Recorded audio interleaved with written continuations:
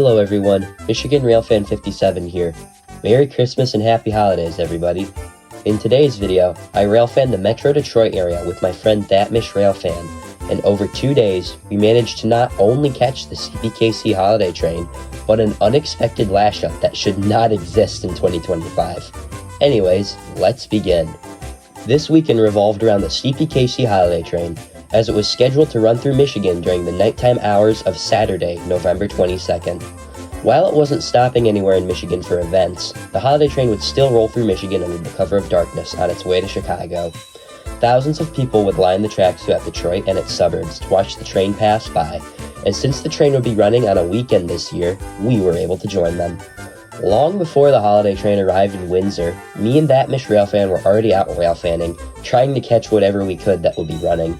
We arrived at Shook Road on the NS Detroit District in Romulus to find a solo NS C6M backing up to a broken down NS 181.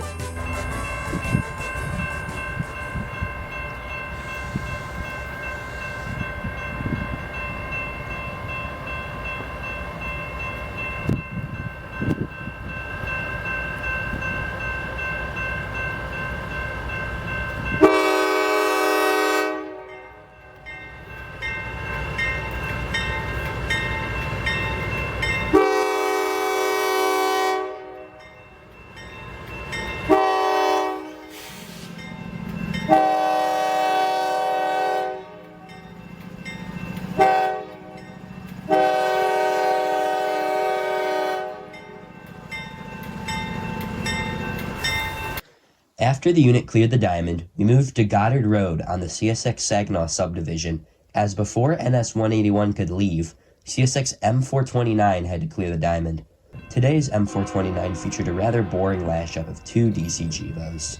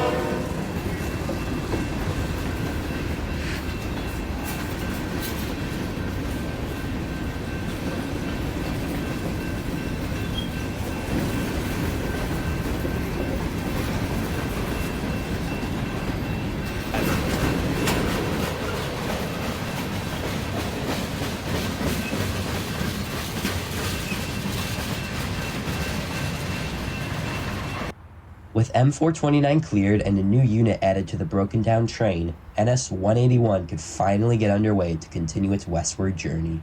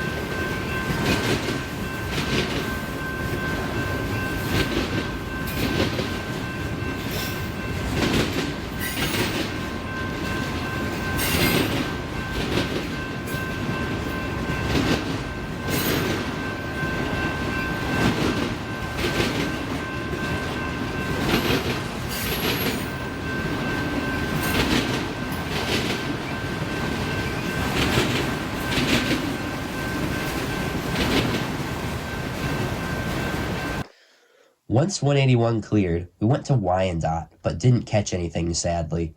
With daylight fading, we returned home for some dinner, and then made our way to Oakwood Yard to wait for the holiday train.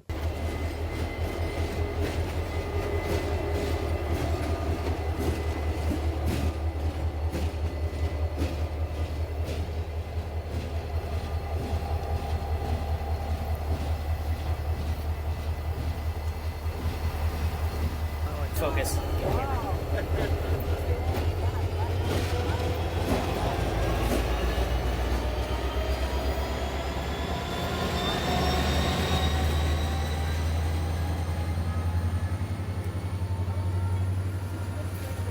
Oh, those are Western cars. Yeah, it's been at the...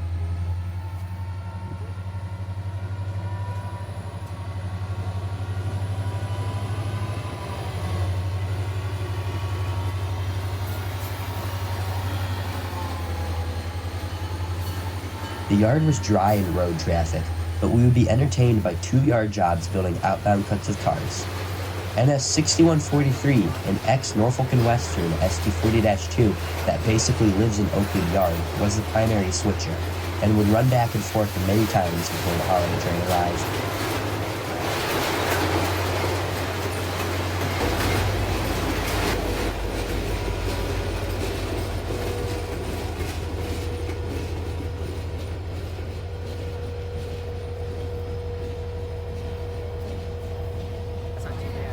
Eventually, the second yard job finally appeared, being run by NS 1629, another ex-Norfolk & Western SD40-2, this time a rare high hood variant.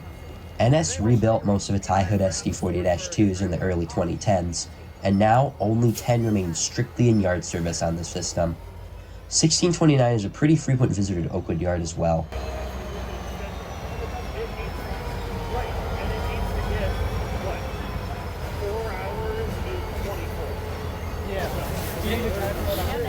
Oh god, this not happy with me. That's okay.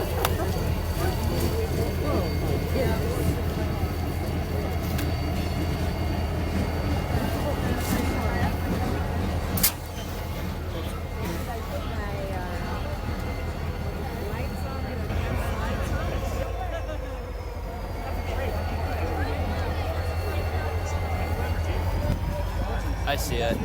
Hi. Do I see it is the question. I see all the white lights on top of it. Oh yeah, that's it. I can see it. I see it. After 1629 cleared, it was finally time for the holiday train. Compared to last year in 2023 when I last saw it, the train was rather early this year, showing up in Oakwood Yard just before 9 p.m.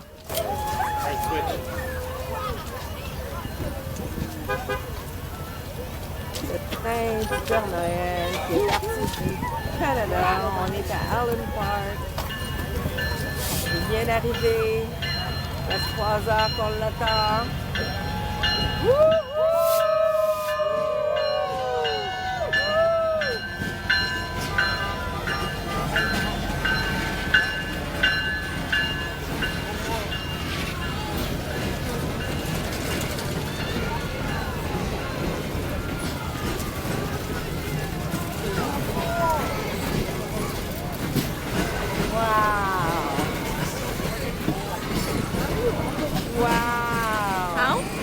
Why? Look at it!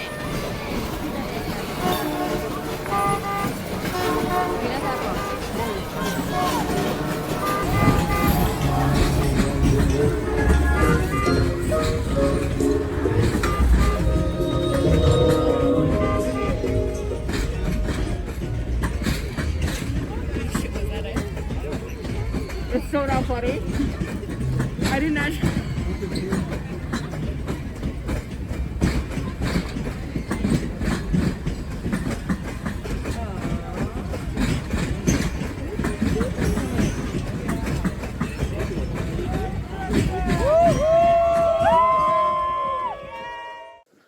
Once the holiday train cleared, we headed away from the crowds to go home, as chasing it was practically impossible with the amount of people. Plus we were tired and would need rest for what tomorrow would bring.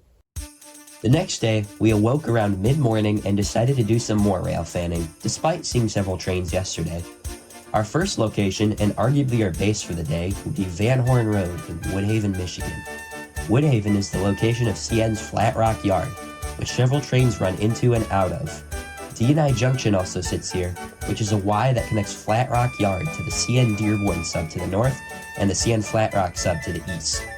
We had arrived about 10 minutes before CN L572 pulled off the Dearborn sub to enter Flat Rock Yard.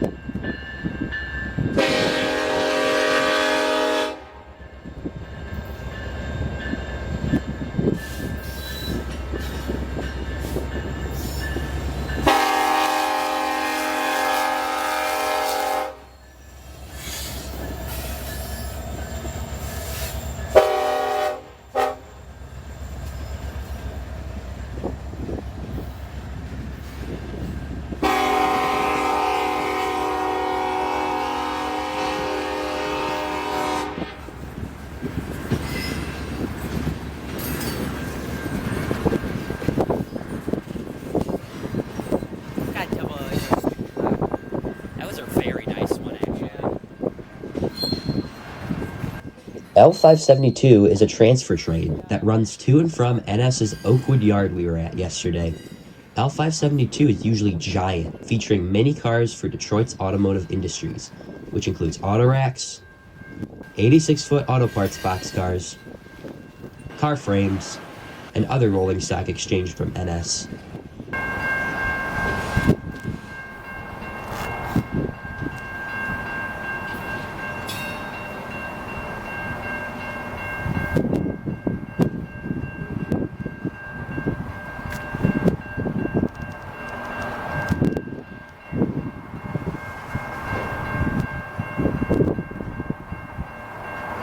Story time. As we were approaching the yard trying to catch L572, we noticed a yard job retreating into the yard as we arrived, which featured a grain trunk GP38 in the lead position and a CN Jeep behind it. So when we were waiting for L572 to show up, we saw this train in the distance.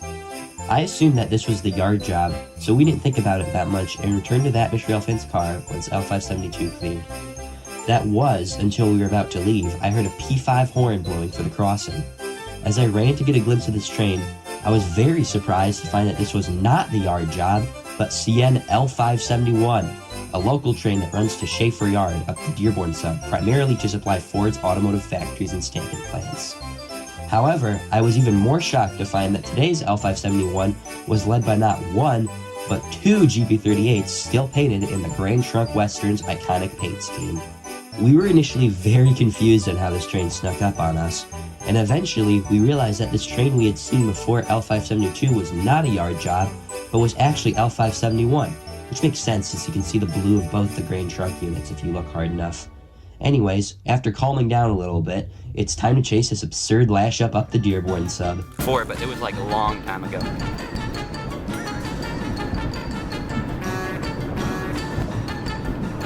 I'm going 45 miles an hour in a 45 mile an hour zone. I'm a law-abiding citizen of this.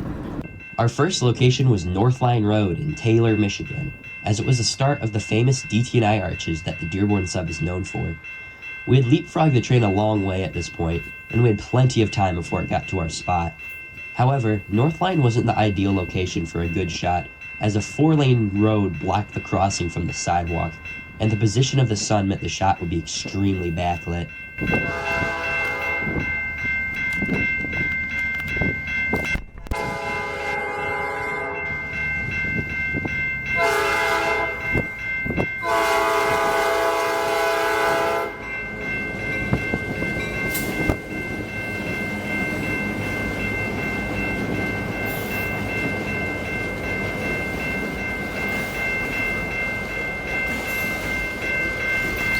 Anyways, after that tragedy of a shot, we booked it to the next location, Champaign Road in Allen Park. This road was much quieter than North Line, still featured the arches, and even had the sidewalk on the correct side this time. The shot was still backlit, but thankfully it wasn't as bad as the last one.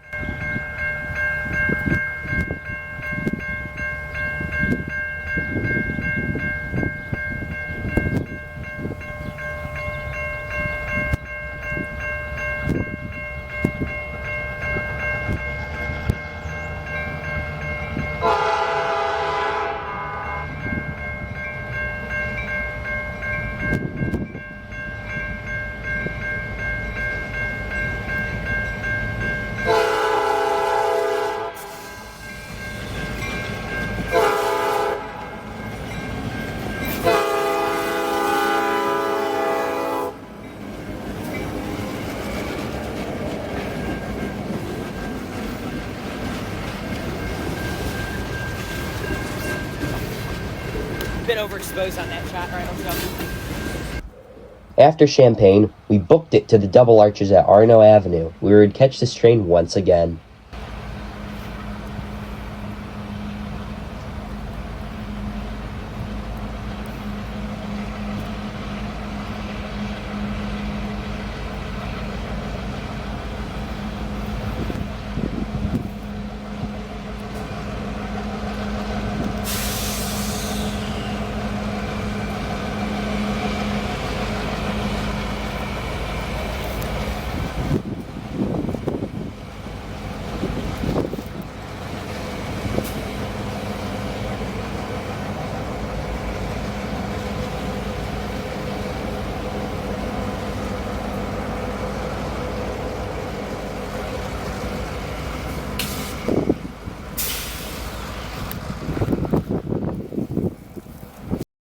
The train would stop just south of Oakwood Junction, as it had to wait for NS traffic to clear the diamond. NS would do what it does best by holding L571 here for about 2.5 hours, while a giant NS 121 finished building its train. During that time, a short NS manifest crossed the diamond, inbounding into Oakwood Yard.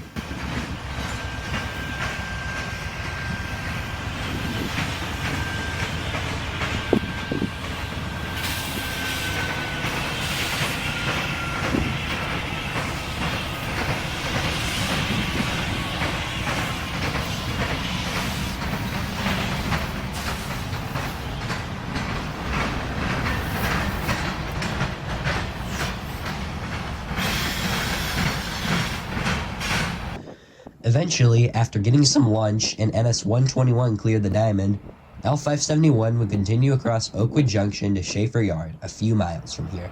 Their chase would finally come to a close.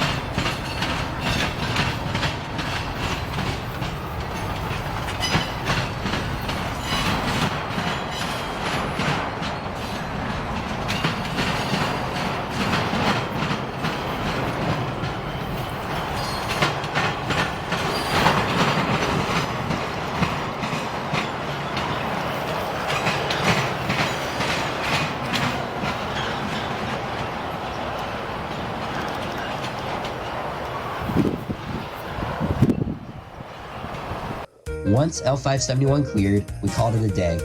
This weekend was already crazy enough with the CPKC Holiday Train and the chaos that ensued with that, but adding an unexpected double grain trunk the next day was icing on the cake for this insane Railfanning weekend.